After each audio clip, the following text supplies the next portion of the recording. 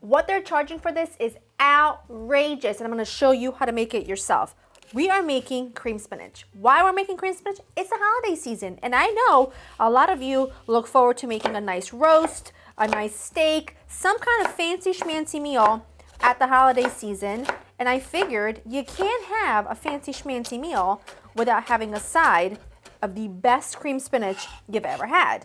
Now, my cream spinach is a really easy, simple recipe, but I am telling you it could win awards. And since I'm making my ever so popular and ever so loved recipe for prime rib, which I'll be sharing with you in a week or so, I gotta make cream spinach to go alongside. So it's very easy, very simple. You will love it. I've got some butter in a very small Dutch oven. I believe this is like a 3-quart, but any small pot will do. Pretend that's all melted beautifully, but I'm gonna add my onion. You can also do shallots, but I'm just doing onions because they're much cheaper and they're always available and I always have them on hand.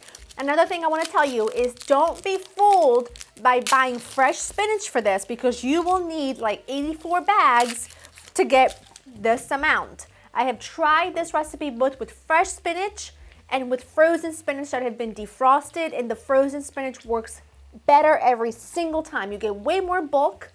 It's much easier to handle and it's much cheaper. So it's like you buy 2 12-ounce bags, defrost them, squeeze out all of the liquid, and this is what you're left with. To get this amount of cooked spinach from fresh, you would literally need 87 bags and will cost you $148.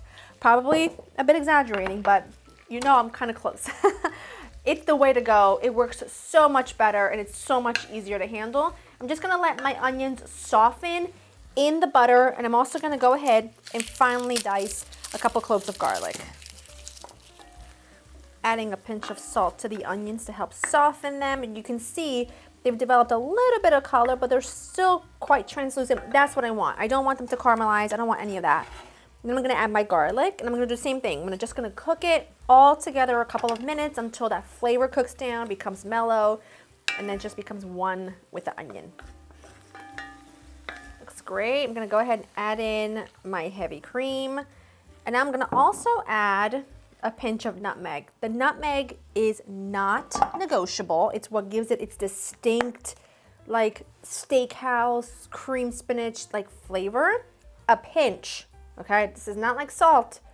This is little goes a long way. So all in all, we're looking at like a less than 1/4 of a teaspoon, probably close to 1/8 of a teaspoon. What this is gonna do now is infuse through the cream. The cream will bubble, it will thicken, it'll begin to reduce, and then we'll move on to the next step. Cream has been bubbling, and look at how much thicker it's looking. Now at this point, I'm gonna add in some softened cream cheese. I think it makes a world of a difference in terms of texture. I know that not everyone loves the idea of adding cream cheese to this, but I'm gonna need you to just trust me and just add it in here. Make sure it's at room temperature, whisk it in, because as it's cooking, it'll all melt perfectly into the cream anyway, but look at what happened to the texture almost immediately, right? With that introduction of the cream cheese, it gives you phenomenal like viscosity. It just really holds and it just wraps around each little piece of spinach so nicely. I'm gonna go ahead, I mean, it's just beautiful. You can see it, and it's just, I hope you can see it anyway, and it's just stunning. Now at this point, I'm gonna add a pinch of salt, a good pinch of salt, because remember, the spinach needs to be salted. Freshly ground black pepper. You can also do white pepper if you are someone who likes white pepper with her cream sauces, and if you've been around here a long time, you know my mother's partial to white pepper because she thinks it's fancy when it comes to a cream sauce. That is the texture that we're looking for. We added the parm in, and now I'm gonna go ahead and add in all of my thawed spinach that I made sure to really squeeze out really well.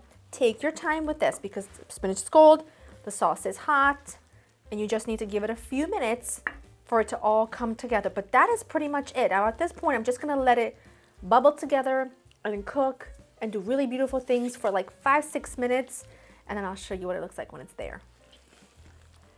That is it. I've been letting it just simmer for about 10 minutes, and that is a texture that I love. I do not like a soupy cream spinach.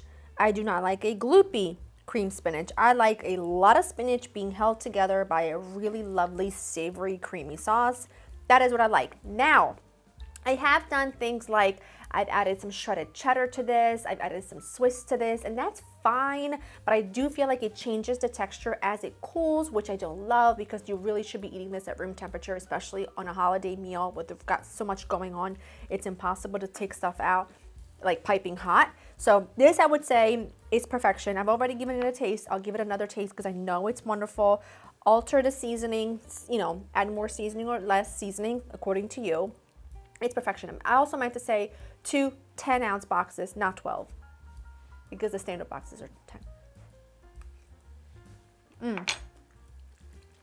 I'm telling you, it is my version of heaven. Like, that would be delicious on its own, but even more delicious alongside a beautiful roasted potato gratin and who knows what else.